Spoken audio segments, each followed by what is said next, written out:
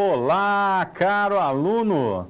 Seja bem-vindo à nossa terceira aula de Contabilidade das Sociedades de Capital Aberto. Eu sou o professor Regis Garcia e vamos a um resumo da nossa aula de hoje. Conhecer e compreender os aspectos ou os principais aspectos relacionados à legislação das empresas de capital aberto. Vocês devem ter percebido que nas nossas primeiras aulas, enfim, nesse bloco de conteúdo, nós temos visto muito a questão da legislação que está por trás das empresas de capital aberto. E mais uma vez eu gostaria de fortalecer o conceito de que toda a contabilidade, todo exercício contábil envolvendo as empresas de capital aberto está respaldado pela legislação. Por isso que nós precisamos compreender, entender, interpretar a legislação destas empresas. Compreender sobre a legislação em empresas de capital aberto. Aqui estão as palavras-chave para que vocês possam recuperar a aula em um segundo momento. Quando falamos da legislação que está envolvida com as sociedades anônimas de capital aberto, é porque toda atividade destas empresas é orientada por normas, por regulamentos, por processos. Esses processos, essas normas, esses regulamentos têm por objetivo, na grande parte, melhorar a prestação de contas destas empresas para com a sociedade. Mas quando nós falamos em sociedade, não é apenas sob a perspectiva da sustentabilidade, como nós sabemos, mas também nós precisamos compreender que nesta sociedade, ou seja, nesse contexto que a empresa está inserida, nós temos os investidores que fazem parte da sociedade, nós temos o governo que faz parte da sociedade, nós temos os possíveis investidores que fazem parte da sociedade. Ou seja, em todas estas situações que nós estamos aqui destacando, em cada uma dessas situações, nós nos deparamos então com a necessidade que essas empresas prestem adequadamente estas contas. E aí a contabilidade, nesse sentido, tem que seguir as normas, tem que estar atenta a todos os quesitos que orientam esta prática da transparência, da governança das sociedades anônimas de capital aberto. Vamos ao contexto, portanto. A constituição da sociedade anônima também envolve a transformação da sociedade anônima. Por quê? Quando nós constituímos, então, o contexto da abertura, da constituição, que inclusive foi objeto de nossas discussões em momentos anteriores, está vinculado a transformação das pessoas que têm ali a ideia de uma operação, de uma empresa, de uma atividade empresarial, a transformação disto em pessoa jurídica. Isso é a constituição jurídica das empresas. Agora, eu posso ter empresas que já estão constituídas sob a estrutura de sociedade anônima e que estão se transformando, por exemplo, em empresas de capital aberto. E aí nós precisamos saber em qual situação essa transformação irá afetar a contabilidade dessas empresas. Outro aspecto importante é que o instrumento, nós tivemos a oportunidade de separar, de diferenciar o que é o estatuto social versus ao que nós conhecemos por contrato social. Nós vimos a diferença de conceito e de aplicação. O contrato social é utilizado aí para sociedades do tipo limitada, por exemplo, né, só para dar um exemplo, enquanto que o estatuto é o instrumento que serve para a constituição de uma sociedade anônima. Um outro aspecto que muda quando eu tenho uma sociedade anônima de capital aberto é o conjunto das demonstrações que são obrigatórias. Então, nós temos algumas demonstrações que são obrigatórias para as sociedades de capital aberto que não são obrigatórias para a sociedade de capital fechado. Os modelos de gestão dessas empresas, portanto, o desenho estrutural delas, tivemos a oportunidade de discutir a lei da governança. Então, vejam que nós estamos neste mesmo caminho, né? Desde o nosso primeiro encontro, estamos neste caminho de compreender todo o universo que envolve a sociedade anônima de capital aberto, sempre atrelados ao aspecto legal, ao aspecto normativo.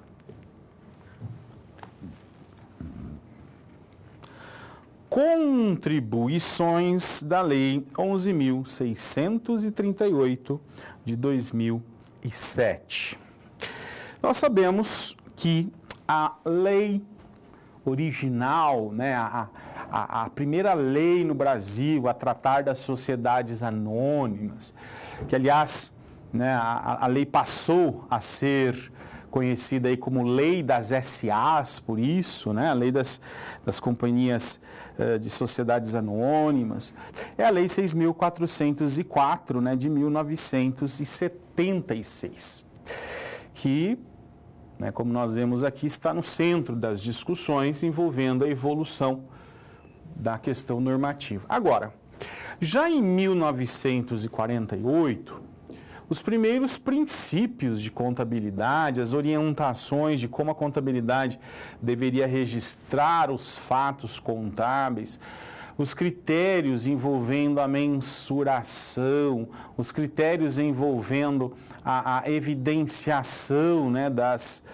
informações, passam a serem discutidos. No caso, na obra de Francisco Doria, nós tivemos a introdução ao patrimonialismo, a escola patrimonialista na contabilidade pública brasileira. A gente passa, então, na década de próxima década de 1950, né, final da década de 1940, a ter as primeiras discussões de estruturação patrimonial das entidades. Primeiramente, focando ali nas entidades públicas, né? E depois avançando para as empresas do setor privado. Essas discussões, em 1948, são as primeiras, portanto, que visam estabelecer princípios que norteiam a atividade contábil envolvendo as empresas. Depois chegamos a 1976. Voltemos lá no nosso slide, vejam que em 1976 promulgou-se a Lei 6.404. Esta lei, ela regulamenta as sociedades por ações, principalmente quanto aos princípios contábeis, com forte influência da escola estadunidense. Aqui a gente vê claramente que a Lei 6.404, o contexto dessa legislação, né, o conteúdo dessa legislação, está muito arraigado na escola americana, muito fundamentado nas normas dos Estados Unidos, aquelas normas que eram aplicáveis até então, né, nos Estados Unidos. Por isso que diz até hoje que a contabilidade brasileira tem aí uma vinculação muito forte, né, com a escola americana. E depois, claro, tivemos a evolução da própria Lei 6.404 de 1976. Vejamos. Houve o estabelecimento das normas contábeis brasileiras a partir, né, desta base legal. Então, as normas contábeis brasileiras passam a ser emitidas pelo Conselho Federal de Contabilidade, baseados na Lei 6.404 e leis, né, que vêm na sequência. Então, o Conselho Federal de Contabilidade é ele quem dispõe sobre os 16 princípios contábeis a partir da Lei 6.404. Hoje nós sabemos A partir do processo de harmonização das leis contábeis brasileiras em relação às normas internacionais, as IFRS, que os princípios deixaram, né, de serem entendidos como um documento à parte, mas passaram a integrar todas as normas contábeis, né, que derivam principalmente das orientações dos conselhos dos CPCs, né, os comitês de pronunciamentos contábeis que emitem o documento CPC, né, a interpretação técnica ou o próprio pronunciamento, né, sobre as normas internacionais, e claro que aí os princípios permeiam todas essas normas. Nós deixamos de ter, então, né, os princípios como nós os tínhamos, de forma organizada, de forma padronizada. O que não nos remete de forma alguma à inexistência de princípios, muito né, ao contrário, os princípios passaram a ter uma força bastante significativa, só que dentro das próprias normativas. Vejamos mais. Nós precisamos lembrar que até 2007, quando nós tivemos a primeira alteração significativa na Lei 6.404 de 1976, por ocasião da harmonização das normas brasileiras de contabilidade em relação às IFRS, nós tínhamos muita vinculação ao mercado, ao modelo americano, que era baseado em regras, mudando, né, para as IFRS, que têm um embasamento muito maior em princípios. E a adoção, portanto, das normas internacionais foi estabelecida pela Lei 11.638 de 2007. Vejam que as normas brasileiras, isso aqui na verdade é uma recapitulação, né, de algo que foi discutido em outros momentos, mas as normas brasileiras, né, eram praticamente cópia ou adaptações das US GAAP, que eram as normas americanas, passando a partir de 2007 a estar estruturada, né, a norma brasileira a estar estruturada, mas mais no sentido de adaptação às IFRS, as normas internacionais. Vejamos.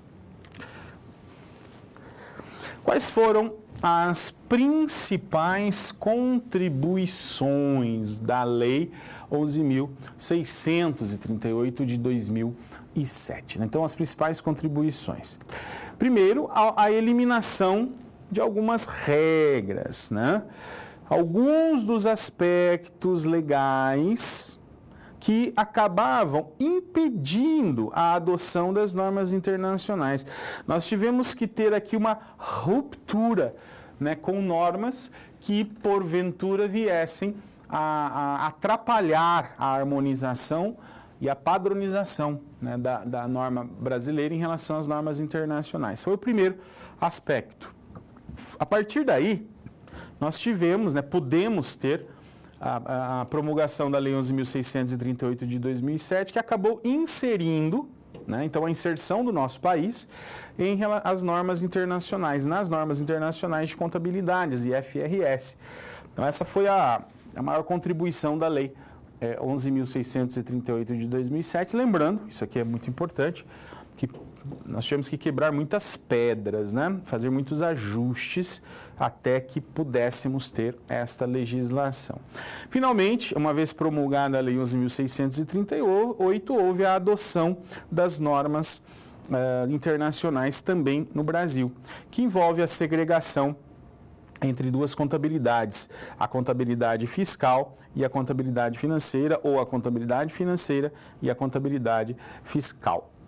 Surge aí duas demonstrações importantes, que é a demonstração do fluxo de caixa dos fluxos de caixa e a demonstração do valor adicionado à DVA.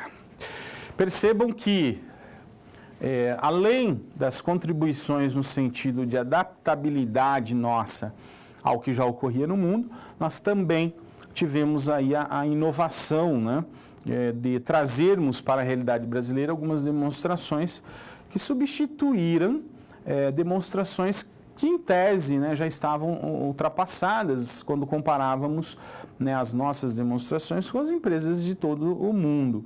Era o caso da antiga DOAR, né, Demonstração das Origens e Aplicações de Recursos, que deixou então de existir, dando lugar oficialmente à demonstração dos fluxos de caixa. Não que as empresas elas não publicassem, não que as empresas não elaborassem a DFC, mas isso não era obrigatório, né? Porque nós tínhamos a DOAR. A partir de então, nós passamos a ter a DFC como obrigatória e eliminando assim a elaboração da DOAR, né, que deixou de existir. E a DVA, Demonstração do Valor Adicionado, surge em cumprimento a uma demanda, né, pela prestação de conta das empresas em relação à sociedade de um modo geral. Aí nós temos a questão da sustentabilidade. As empresas passaram a ter que prestar contas, né, de uma forma mais contundente junto à sociedade do que elas fazem, né, e como elas operam os recursos naturais, o que elas oferecem de retorno para a sociedade, como ela distribui a riqueza que foi gerada, aspectos que passaram a ser de preocupação também da contabilidade brasileira, que antes, né, não era de uma forma tão significativa, tão contundente, tão importante, talvez, para uma mudança de mentalidade mesmo, uma mudança cultural que se instaura a partir, então, da promulgação da Lei 11.638 de 2007. O Decreto-Lei 2.627 de 1940, né, ele trata do modelo europeu, cujo foco principal, né, está nos donos das empresas e não em si nos acionistas. A ideia, né, é o tratamento, né, da ideia de proprietário, né, do patrimônio empresarial. Em 76, então, 6.404/76 para frente, e também 3.741 de 00, o foco está nos acionistas brasileiros, adequando também aos padrões nacionais. Enquanto que a Lei 11.638 de 2007, a contabilidade, né, para o mundo, a abertura, então, da contabilidade brasileira, visando o atendimento a uma contabilidade mundial. Para grandes sociedades em especial, né, o que nós percebemos aí, o maior impacto, sem dúvida nenhuma, para aquelas empresas que publicam as suas demonstrações, que é o caso das sociedades anônimas de capital aberto. Configuração do capital. Configuração do capital trata-se, né, de como nós dividimos as empresas em relação a como elas operam, né, o capital social.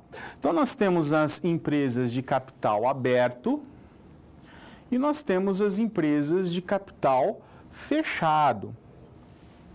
As empresas de capital fechado, começando aqui por ela, né, elas têm o seu foco principal na questão, claro, dos acionistas, né? Mas há uma limitação. Então, a sociedade anônima de capital fechado, ela tem no máximo 20 acionistas. É primeiro detalhe importante das companhias abertas de capital fechado. A composição do patrimônio social dela, né, é menor do que aquele exigido pela CVM. Ou seja, o capital social dela não dá conta, né, de permitir que ela abra o capital, porque existe a norma, né, legal que determina o valor mínimo de capital social, que é, no caso, emitida pela Comissão de Valores Mobiliários. As ações, elas não são negociadas na Bolsa de Valores, na bolsas de balcão, né, que é o caso da B3 brasileira. Essas são as principais características de uma companhia de capital fechado. Agora, e a companhia de capital aberto? Primeiro, ela tem o registro o seu registro na Comissão de Valores Mobiliários, ela tem que ter o seu registro na CVM. CVM. E ela negocia, né? Ela negocia as suas ações no mercado de balcão, né? Na B3, no caso do Brasil, que é a Bolsa de Valores. Bem, e claro que ela tem um número infinito, infinito acho que não é a palavra mais adequada, mas um número grande, né, melhor dizendo assim, de acionistas. E ela tem o capital, né, que atende então ao mínimo estabelecido pela CVM. A cada momento isso é revisto, claro, porque há a variação da moeda. E o aspecto principal que diferencia de fato aberto da companhia Sociedade Anônima de Capital Aberto para a companhia Sociedade Anônima de Capital Fechado é o fato dela, então, submeter a sua ação ao mercado de valores mobiliários, ela oferecer nesse mercado as suas ações, de tal forma que o investidor, que recebe o nome de acionista, ele compra um pedacinho da empresa. Esse pedacinho é na forma de uma ação, é um documento, né, um certificado de ações, no caso, que dá a ele uma determinada porcentagem do capital social daquela entidade, tá certo? E isso é negociado, esse papel, né, como é conhecido, ele é negociado, então, na Bolsa de Valores, podendo a pessoa comprar, né, e revender isto, por isso que se chama mercado, né, imobiliário, por isso se chama mercado de balcão, né? Então, você compra e vende. Existem as corretoras que fazem a transação dessas operações, corretoras, claro, autorizadas ao seu funcionamento pelo Banco Central, são vinculadas ao sistema financeiro nacional, né? E desta forma elas fazem essa compra e venda de ações. Vejamos mais. A sociedade anônima, ela tem por principal característica a divisão, portanto, do seu capital social em ações. Mas as sociedades limitadas, por exemplo, as sociedades empresárias que não são anônimas, também não tem? Não. O capital social é dividido, claro, é dividido em qualquer tipo de entidade, né? Só que no caso das empresas limitadas, essa divisão é feita em cotas, né?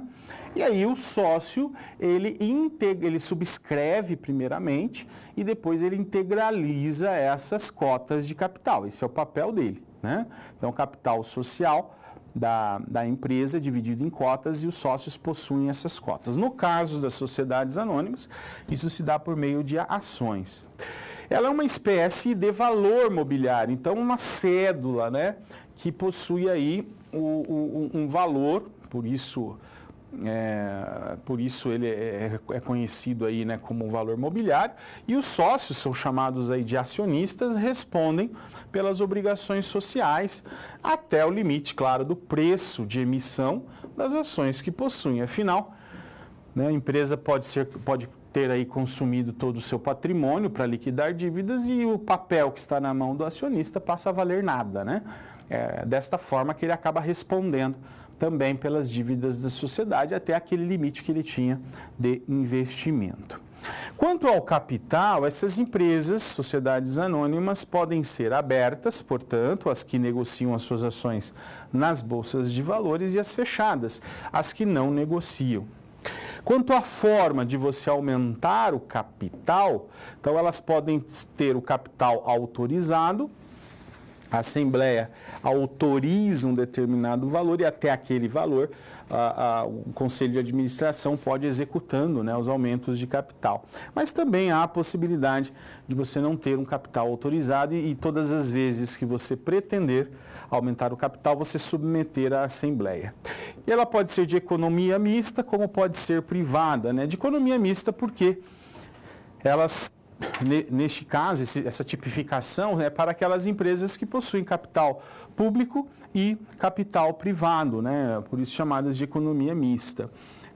Parte das ações pertence ao governo, de uma forma geral, parte das ações pertencem ao poder privado, por isso chamada de economia mista. E aquelas empresas que não têm dinheiro público são as empresas privadas. Por isto que, quando nós temos a venda de empresas de economia mista, sociedades anônimas de economia mista, o que nós estamos fazendo é privatizando, né? Transformando de economia mista para uma economia privada, para o poder privado. Vejamos.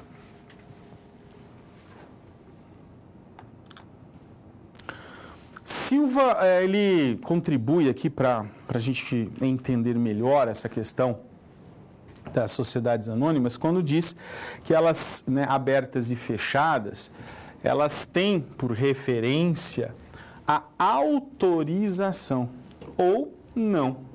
Então, a questão da autorização recebida, né, pela empresa para a negociação de suas ações, então a realização, por exemplo, né, da captação pública de capital é o que separa esses dois tipos de sociedade, né? O acesso a esses valores, né, que a empresa emite, ou seja, que a companhia emite, se dá por meio de negociações envolvendo a Bolsa de Valores, ou também, em alguns casos, apenas um mercado de balcão, né? Como é conhecido aí mercados em que você não tem a intermediação da Bolsa de Valores. É um critério distintivo que é legalmente estipulado. Então, se nós tivermos aqui que escolher, né, um elemento jurídico que é capaz de separar esses tipos de sociedade, nós podemos escolher aí a autorização dada para que a empresa capte, portanto, recursos via comercialização de suas ações no mercado imobiliário. Por que nós falamos captação de recursos? Porque é o que a empresa faz, né? Ela emite as ações, depois ela subscreve, né? Ela registra isso contabilmente e disponibiliza essas ações para negociação. O valor de face, né, dessas ações vai incorporar o patrimônio da entidade, que receberá o valor, e dessa forma ela está captando recursos. Ela escolheu o meio, né, da comercialização do seu próprio patrimônio por meio das ações para fazer a captação de recursos. Aí está a autorização dada pela Comissão dos Valores Mobiliários, né? Senão não tenho como fazer isso, eu fico limitado ao meu capital, que por isso o capital passa a ser fechado, tá bom? Então, o que Silva está esclarecendo é que a autorização para captação e negociação das ações é o que diferencia aí as empresas em termos de capital, ser fechado ou não. Vejamos. E aqui o aspecto legalmente estipulado é porque toda a operação, né, destas empresas, a autorização da qual nós falamos, atende aos requisitos legais, né? Há uma preocupação muito forte para que se siga adequadamente a legislação.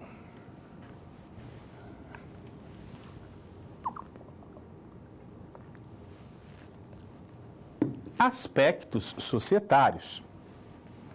Bem, quando nós pensamos na sociedade anônima e na contabilidade delas, que é o nosso objeto de estudo, inevitavelmente nós vamos recair no aspecto das demonstrações, que afinal é por ela, né, por meio delas, que nós, enquanto contabilidade, fazemos a prestação de contas, né, sobre a situação econômica e financeira das entidades.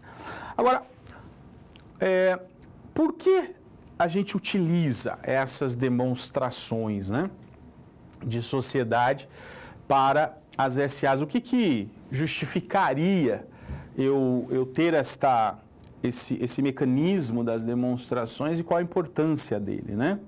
Quando nós olhamos aqui o que Silva fala, ele afirma o seguinte: as SAs, sociedades anônimas, né, elas são vistas como sociedades nas quais os seus atributos pessoais de cada sócio não têm tanta significância como no caso das empresas, por exemplo, de capital de responsabilidade limitada.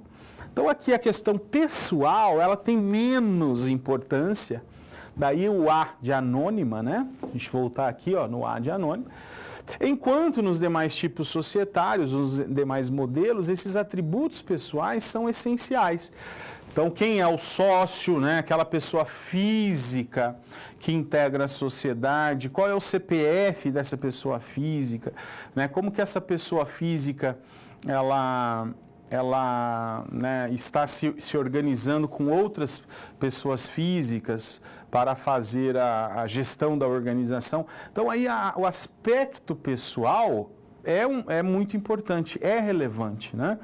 Já no caso da sociedade anônima, não. Se eu comprei a ação e amanhã eu já estou vendendo essas ações, eu passei pela empresa apenas naquele momento, mas a empresa continua existindo sem mim, ou até mesmo para a empresa que já emitiu as ações e já captou o recurso, né?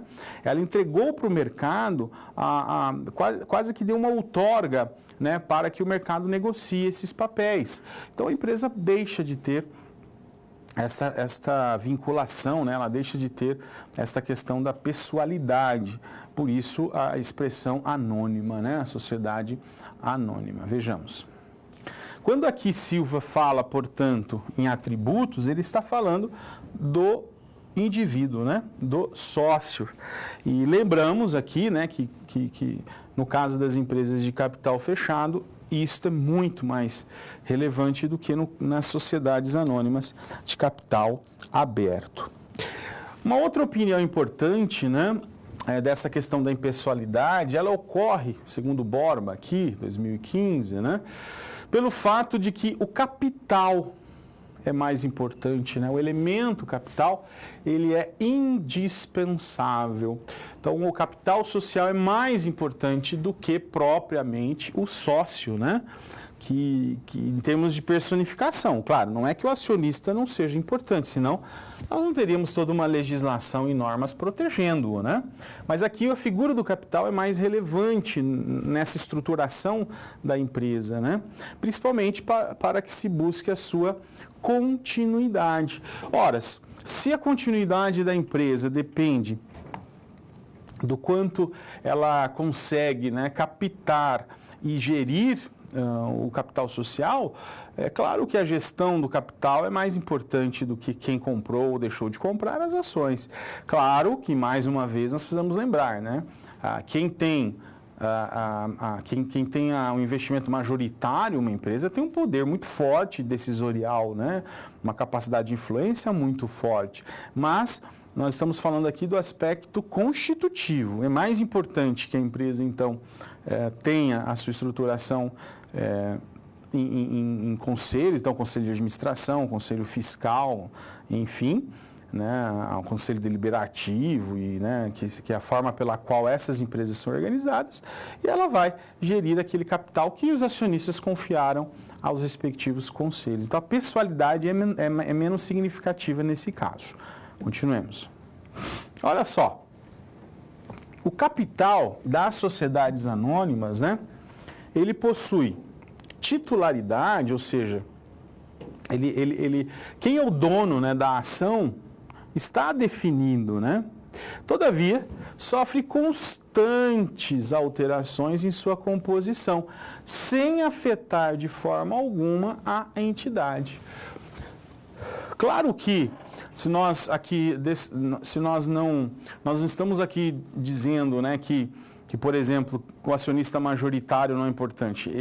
O acionista que tem capacidade de poder de voto, que tem mais de 50% do capital, ou que tem a maioria das ações, né, com direito a voto, ele tem sim influência muito forte. Mas as ações em si que são negociadas, se ela está com o acionista A ou B, né, isso não faz diferença. A empresa continua existindo. Então, essa é a separação que nós temos. E a contabilidade precisa ter isso em mente quando ela toma suas decisões, quando ela faz as suas escolhas no quesito mensuração e evidenciação das informações contábeis. Vejamos mais. Quando falamos da sociedade anônima também, nós precisamos levar em consideração que ela é regida pelas normas, né, societárias, e ela terá um nome empresarial pelo qual, né, ela será conhecida e da forma pela qual ela irá responder pelos seus atos. E os livros contábeis mais relevantes nesse contexto. Bem, o nome empresarial de uma sociedade anônima, ele é construído a partir de uma denominação social, né? A denominação social ela segue uma regra, como, por exemplo, A expressão de fantasia, suponhamos aqui, lua cheia, né? O nome fantasia, lua cheia, né? O objeto social, por exemplo, participações. Uma empresa, uma holding aí que faz participações em outras empresas. Então, lua cheia, participações seria objeto social, sociedade anônima. É isso, né? Então, a denominação tem essa estrutura no caso da denominação social. A sociedade anônima, a SA, a sociedade anônima, então está presente nessa denominação. Agora, também posso usar a expressão, ao invés de usar a expressão SA, eu posso usar a expressão companhia, né? Então, eu posso dizer, no mesmo caso do exemplo anterior, a gente teria companhia de participações lua cheia. Então, vejam que há uma inversão aqui, né, na composição do nome social. Por isso que nós temos sempre, na estrutura de sociedade anônima, quando a gente usa a expressão sociedade anônima, primeiro vem o nome fantasia, depois vem o objeto com que ela lida e depois a expressão SA. No caso, se nós utilizarmos a opção da companhia, então nós teríamos companhia, o objeto social e, por último, o nome fantasia, né? É uma estrutura legal para a denominação desse tipo de empresa. Isso para diferenciá-la, né, das demais empresas. Vejamos. Os livros obrigatórios destas empresas, portanto, são o livro diário, assim como ocorre com as demais empresas, né? O livro razão também, como ocorre com as demais empresas, e os livros exigidos por órgãos reguladores. É o caso do livro de registro de ações, né? É o caso dos livros atas das assembleias, né? Reuniões, e entre outros livros importantes. Nós temos os livros auxiliares, como o caso do livro caixa, o livro de controle dos clientes, né? A conta de obrigações, o controle de duplicados a pagar, como nós conhecemos, o controle gerencial dos estoques, que serve fundamentalmente para nós determinarmos o custo, né, dos produtos, mercadorias ou serviços prestados, e os livros fiscais, aí de acordo com a legislação. A maior parte, né, das empresas são lucro real, então elas teriam aí como livro fiscal o LALUR, Livro de Apuração do Lucro Real, que hoje está dentro do SPED contábil, né? Faz parte, é um bloco dentro do SPED contábil, mas é um exemplo aí, né, da ECF, Escrituração Contábil Fiscal digitalizada, né, como nós fazemos atualmente. Então, o ELALUR, né, é o livro eletrônico de apuração e do lucro real. Da mesma forma, nós temos os livros de entradas de mercadorias, nós temos os livros de saída de mercadorias, servem para controle tanto do ICMS como do IPI, nós temos os livros de apuração do ICMS, o livro de apuração do IPI e o livro de apuração das contribuições ao PIS e à COFINS, né? Então, são exemplos de livros que nós temos. E no caso das prestadoras de serviços, o ISS é um livro de controle de nota fiscal de serviços que serve para você calcular, né, apurar aí o ISS-QN, Imposto sobre Serviços de qualquer natureza. A expressão sociedade anônima só pode, claro, ser utilizada em empresas estruturadas, né, como tal. Então, a expressão SA deve sempre ir ao final das denominações, por isso utilizada aí para diferenciar essas empresas das demais. A companhia, ao contrário, vem no início, né? Agora, ela é vedada, né? É vedada a utilização de companhia no final da denominação. Por isso que a gente sempre começa a denominação por companhia, se essa for a opção, ou nós sempre terminamos a denominação social com SA, se a opção for utilizar a expressão SA. Pode ser utilizado na denominação o nome do fundador ou principal acionista, né? Não há problema. Mas o mais comum é a utilização de razão social, nesse caso, objeto, né, social da entidade. A denominação ela deve ser única, então não posso ter mais de uma denominação para representar a empresa, e nesse sentido, né, não pode ocorrer similaridade. Por isso que há uma consulta prévia, Toda vez que nós vamos constituir uma pessoa jurídica, nós temos a chamada consulta prévia, que serve justamente para checarmos se não há similaridade de nome ou até mesmo nomes iguais que estejam sendo utilizados por outras empresas. Muito bem, chegamos agora ao momento de resolução das situações problemas.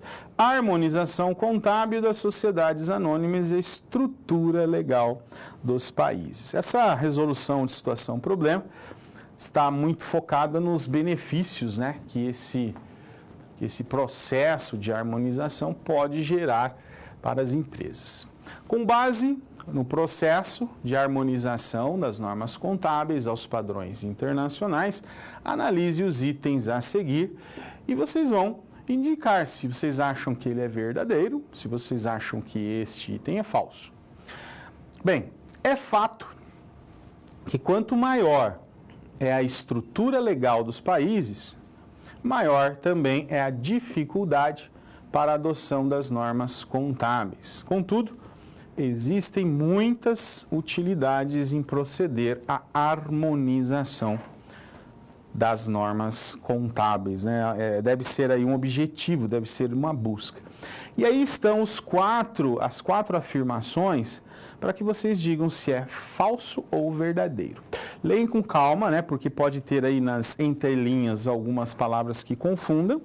Podem discutir entre si, isso é importante, nos mandem as suas respostas. Voltamos daqui a pouquinho corrigindo. Até já!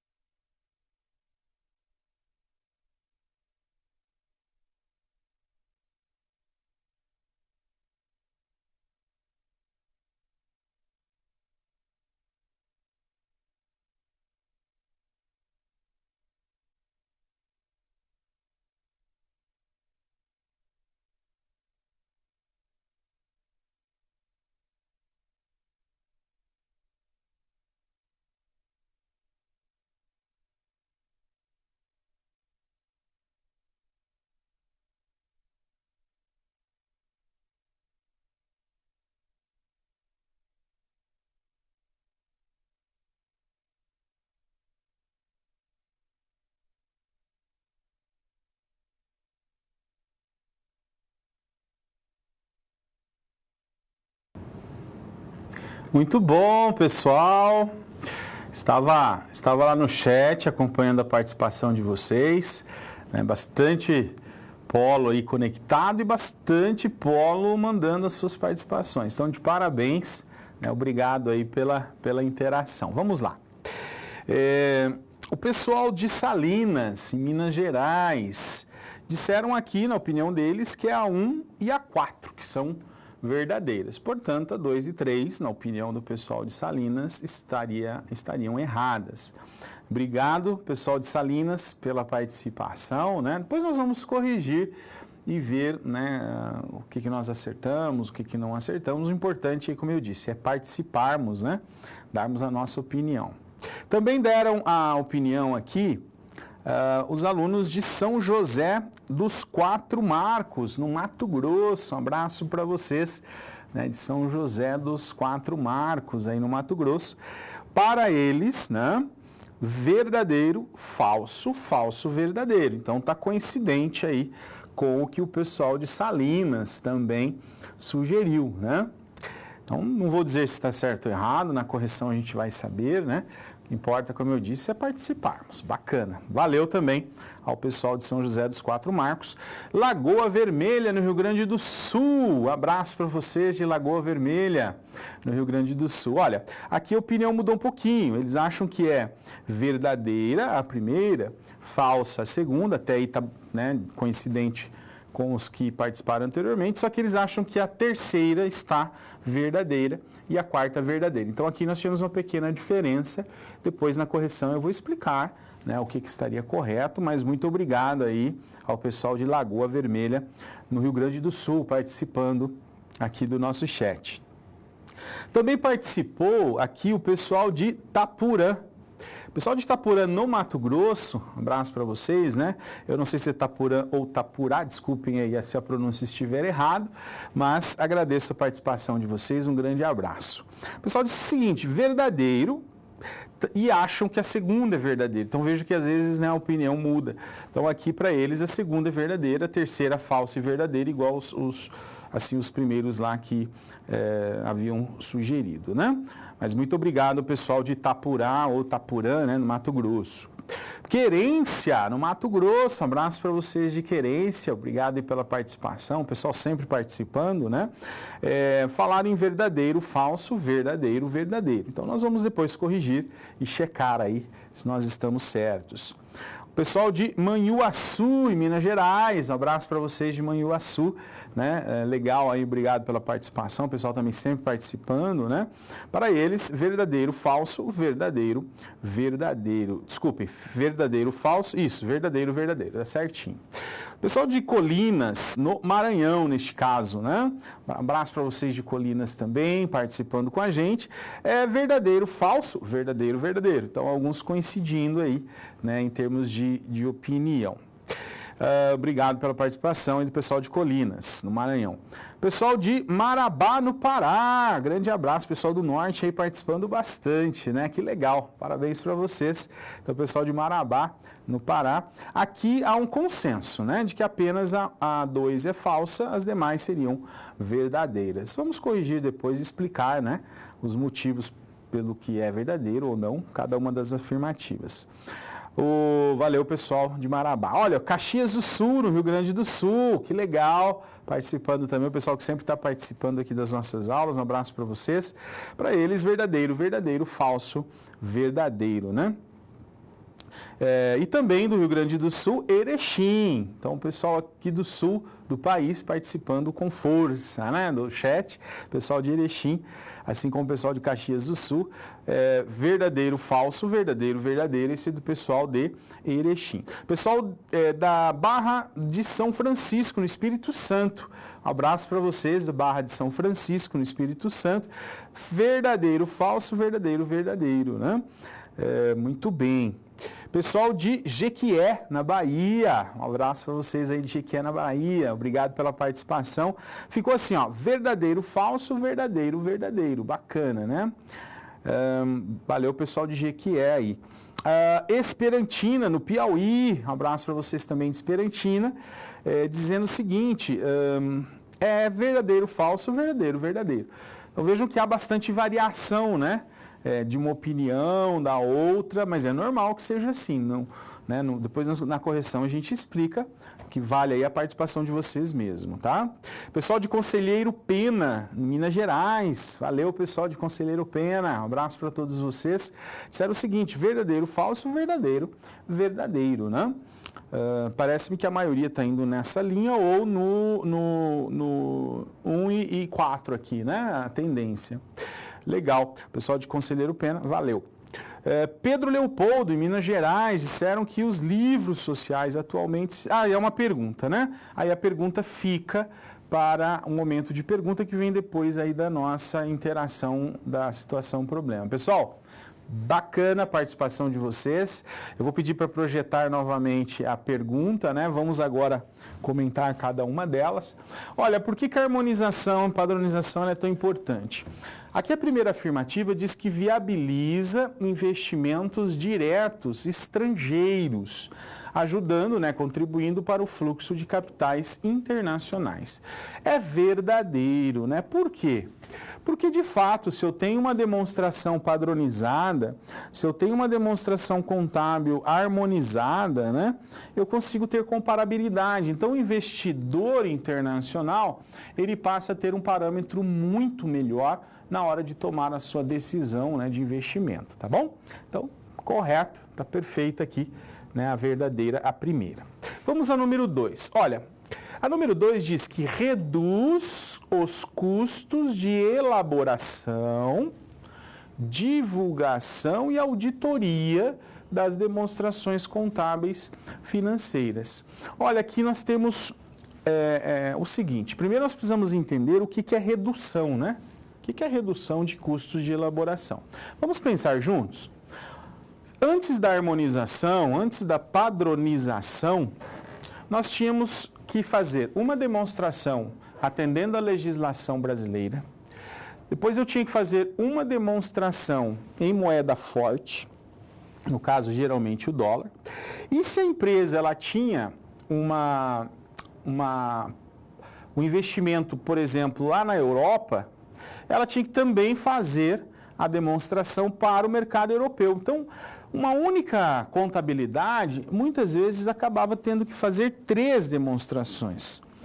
Como a sociedade anônima de capital aberto exige auditoria, o que acontece? Acontece que a auditoria tem que seguir juntos, né? Então, se eu tenho 3 demonstrações, eu preciso que a auditoria diga se as 3 estão de acordo com cada uma com a legislação específica. Ou seja, de fato, né, quando eu tenho uma harmonização, uma padronização, eu de fato reduzo sim custos, tanto para elaborar quanto para publicar e auditar as demonstrações. Então, a número 2 é verdadeira por isso, tá bom? A número 3, ela diz que aumenta o custo, olha só, aumenta os investimentos para a realização da auditoria. É o contrário da 2, né? Então, não, se a 2 é verdadeira e a 3 é o contrário da 2, que diz que está reduzindo custos, então ela é falsa. Então, de fato, a número 3 aqui seria falsa. E a número 4, ela diz que melhora e aumenta a transparência, né?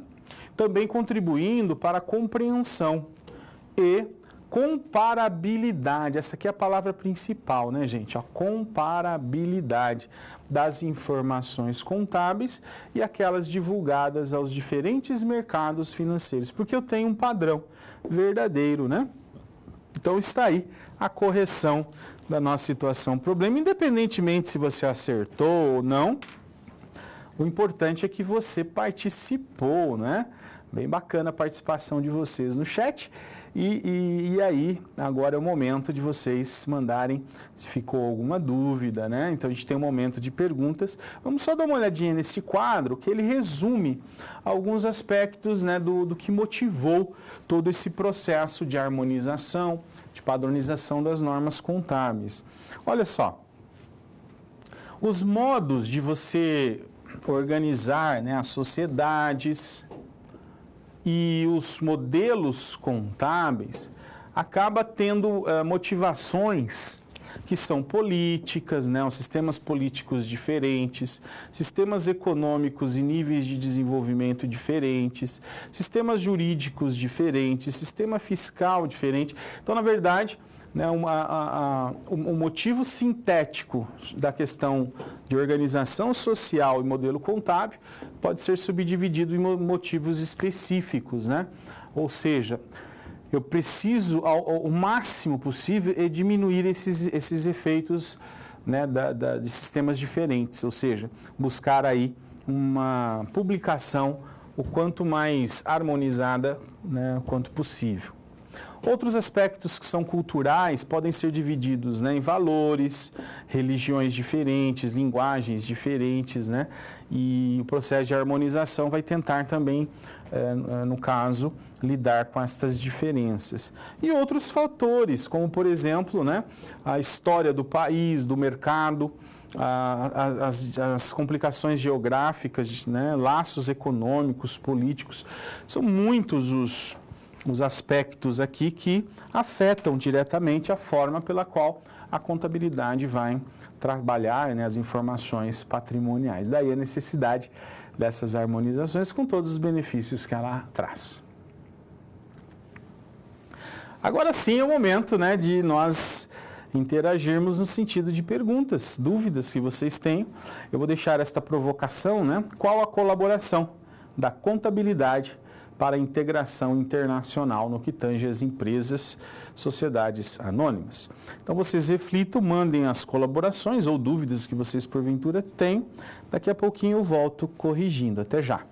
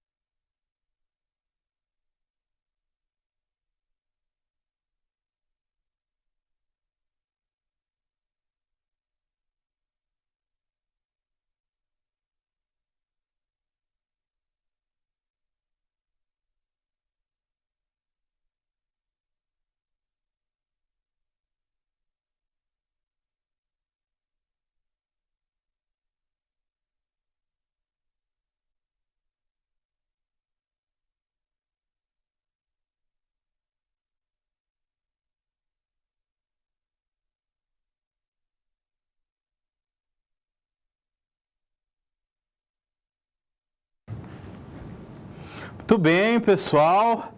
Tá até difícil de acompanhar todas as mensagens, né? Parabéns aí, que bacana a interação no nosso chat, tá muito legal, né? Olha, nós temos aqui então uma pergunta, vamos começar com ela, do pessoal de Pedro Leopoldo, em Minas Gerais. Valeu, pessoal, pela dúvida que vocês mandaram. Os livros sociais atualmente são digitais?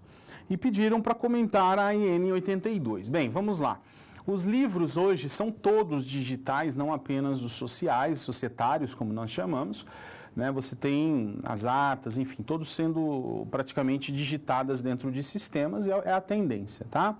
A Instrução Normativa 82, ela trata basicamente da não exigência mais da autenticação das empresas, principalmente daquelas empresas individuais que transacionam as suas operações contábeis e fiscais pelo SPED. Então, uma vez que você entrega os arquivos digitais, você fica dispensado da autenticação. Isso serve também no quesito dos livros sociais. Não se aplica, tá? Não se aplica no caso das sociedades anônimas, que ainda tem, né, trâmites oriundos aí da exigência da própria CVM, Comissão de Valores Mobiliários. Temos de livros societários, né? Agora, os livros contábeis seguem a mesma norma, não exigência de autenticação, no caso, se você, daquelas empresas que fazem entrega via digital, beleza?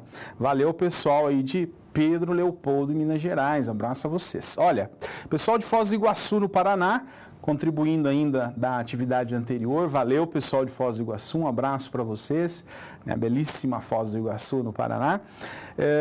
Muito bem, o Pedro Leopoldo também falou aqui dos livros sociais, nós já havíamos comentado, e pessoal de Querência, né?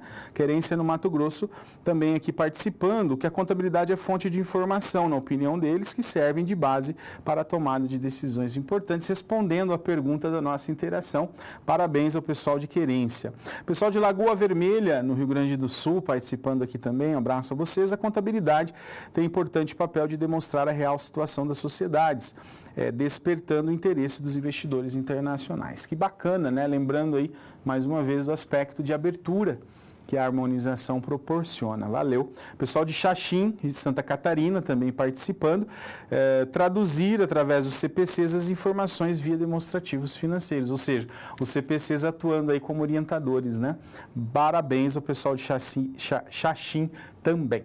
Pessoal de Cascavel, no Paraná, um abraço a todos vocês de Cascavel, no Paraná, o Oeste Paranaense, não é isso?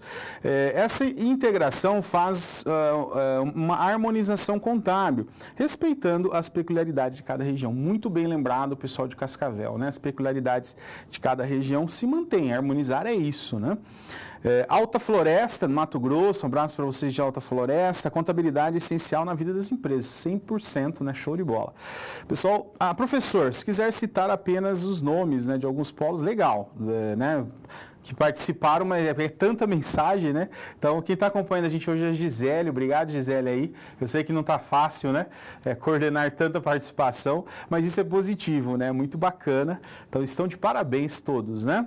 Então, a Gisele aqui citou, olha, Conselheiro Pena, em Minas Gerais, participaram, né? Caxias do Sul, no Rio Grande do Sul, pessoal de São José dos Pinhais, no Paraná, o pessoal de Manhuaçu, em Minas Gerais, o pessoal de Itaperuna, no Rio de Janeiro, pessoal de Esperantina, no Piauí. Muito obrigado pela participação de vocês. Vão nesse mesmo sentido aqui das demais respostas, né? E adequadamente responder a nossa provocação, a nossa questão. Vamos em frente.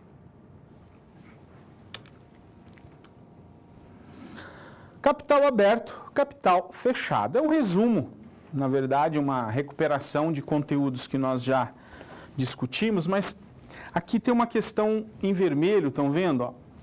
Ações abertas para o público. Não nos esqueçamos da questão da autorização para negociar, tá bom? E do registro na CVM. É o que caracteriza, nós vimos no início da aula, esta questão, né, do que caracteriza o capital aberto. Enquanto que a capital fechado não estão abertas para o público. Então não há autorização para negociação das ações, né? Como vimos em um dos nossos blocos nesta aula. Está em vermelho é o que nós precisamos aí estar atentos, tá bom? Autorização ou não autorização.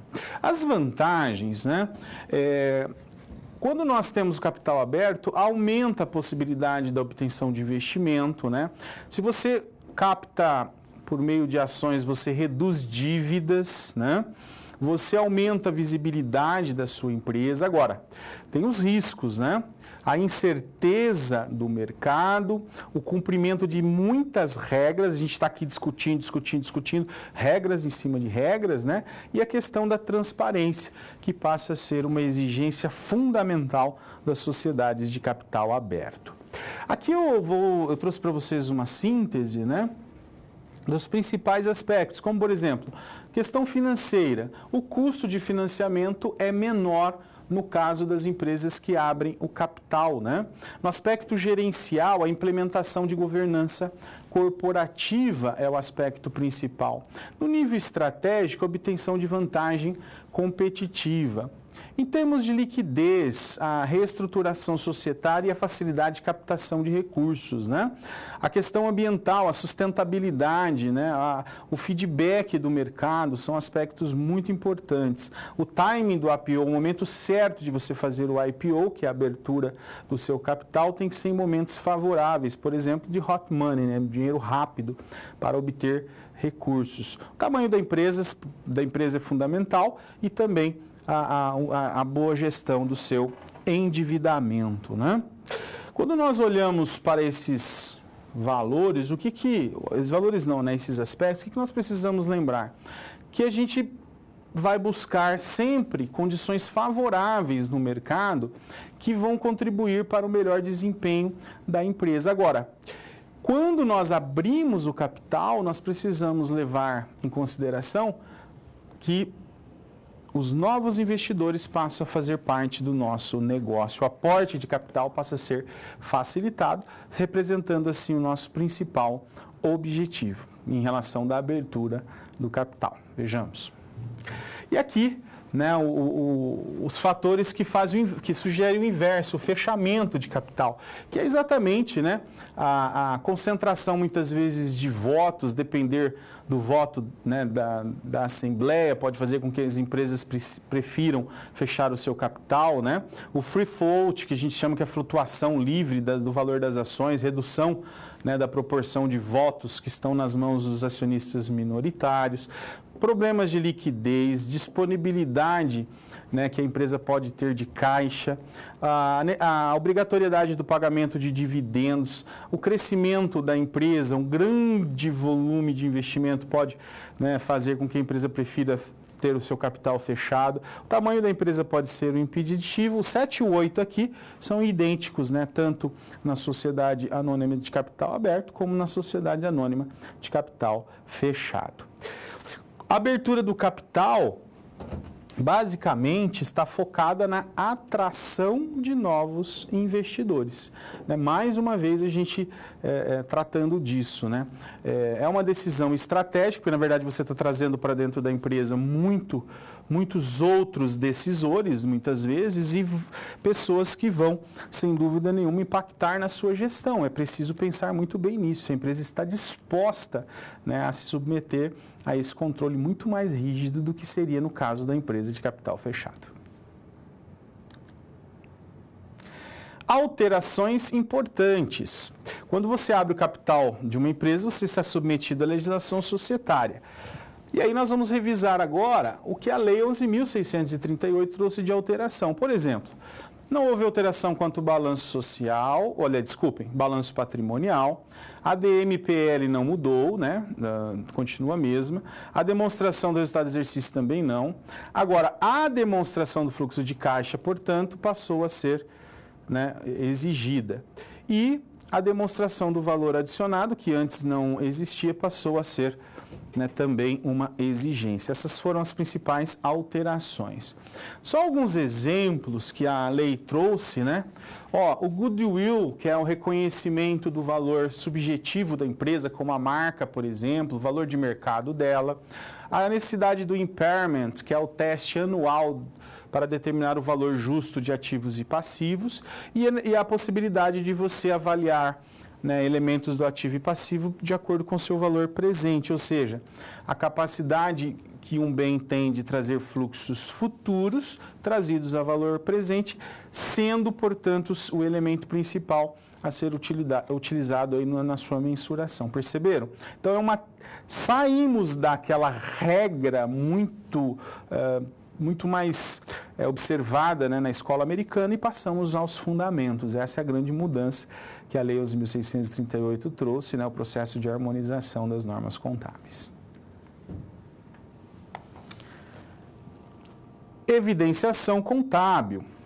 Nós vamos ver aqui, né, alguns aspectos da evidenciação, também trazidos pela legislação, muitos nós, né, já vimos, mas aqui é importante que a gente, mais uma vez, destaque os elementos principais. Né? A lei busca responder, né, para quem você está informando, qual é a finalidade dessa informação e a quantidade, a qualidade dessa informação. São as questões importantes que a questão da evidenciação vai tentar responder. Nós vimos, por exemplo, que a influência do ambiente no qual a empresa está inserida, chamada de ambiente econômico, o mercado de capitais, quando ela passa a operar como sociedade anônima de capital aberto, ela vai enfrentar também essa questão do mercado de capitais, a influência de entidades não financeiras, ou seja, a questão da competitividade e a resposta corporativa a demandas da governança, que são os principais aspectos, né, relacionados aí com a evidenciação. Nos Estados Unidos, em especial, você tem um relatório com foco nos acionistas e nos chamados shareholders, aqueles que participam, né, da empresa. Enquanto que na Europa a gente tinha aí um relatório focado nos stakeholders, que é o que o Brasil aderiu a partir de 2007, por exemplo, colaboradores, sociedades, né, todos os interessados e não apenas nos shareholders, que são aqueles que têm participação. Perceberam a grande mudança, né, de filosofia que esse processo de internacionalização trouxe? Vejamos mais. O julgamento do contador, então, passa a ser um elemento importante. A questão da preparação das informações contábeis se baseia nesse julgamento e o atendimento às exigências de vários países interfere nessa preparação. Então, o Brasil ele está amadurecendo nesse processo, nesse ciclo focado aí no processo de decisão. A harmonização permite isso. Nós falamos também de que a globalização explica a necessidade dessa harmonização, a integração nacional como uma justificativa de nós optarmos, né, pela harmonização e as mudanças que ocorrem no mundo serem mais facilmente integradas, né, na contabilidade brasileira. A gente passa a ter a linguagem internacional, um foco na transparência, aumentando aí a capacidade de evidenciação e aumentando a confiança nas demonstrações financeiras. Esse pacote, né, que a gente entrega para o usuário é um pacote muito mais eficaz do que o anterior.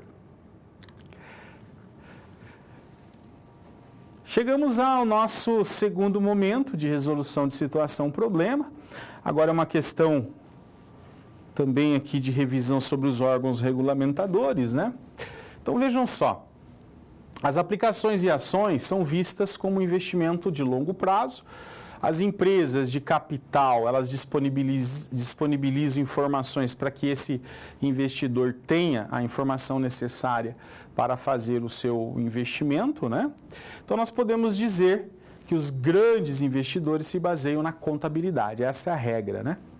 Nesse sentido, as empresas que estão, né, dentro do mercado acionário passam a seguir regras.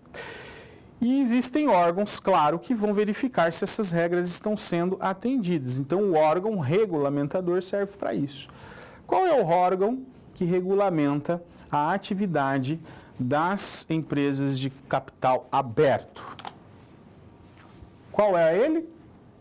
Claro que, neste caso, né, a gente sabe que é a Comissão de Valores Mobiliários, né, que é o órgão que faz aí todo esse controle do mercado acionário.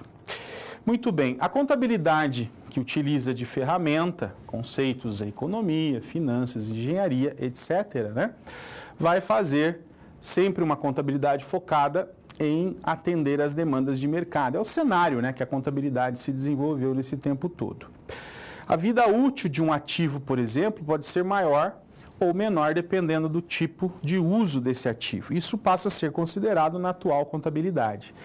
Bem, que tipo de teste, né, nós estamos fazendo, que tipo de contabilidade nós estamos fazendo para responder a essa demanda? Goodwill, valor presente, custo histórico, o teste de impairment ou valor agregado? A gente sabe que é o teste de impairment, critério de avaliação. Eu testo todos os anos e verifico, né, se o valor do bem está correto. E por último, nós temos aqui um questionamento sobre as mudanças que a Lei 11.638 trouxe em relação, né, à Lei 6.404 de 1976. Bem, nós acabamos de ver os demonstrativos contábeis e as mudanças. E aí, qual é a alteração principal, né, que houve em termos dessas mudanças, em termos de demonstrativo? Então, nós temos aí a DFC, demonstração dos fluxos de caixa, substituindo a DOAR, tá certo? Nós vimos, então, gente, que a Lei 6.404 foi alterada, buscando a melhor harmonização, né, das normas contábeis em relação às IFRS, e essas são as principais mudanças. Eu vou deixar vocês com uma reflexão. O papel dos órgãos regulamentadores, como o caso da CVM, né? Para que servem, na verdade? É com essa reflexão que a gente conclui aqui a nossa aula de hoje. Nós vamos para a nossa aula atividade. Se ficou alguma questão, a gente pode responder lá, por favor, né? Eu agradeço mais uma vez a participação de todos vocês. Até daqui a pouquinho. Tchau, tchau.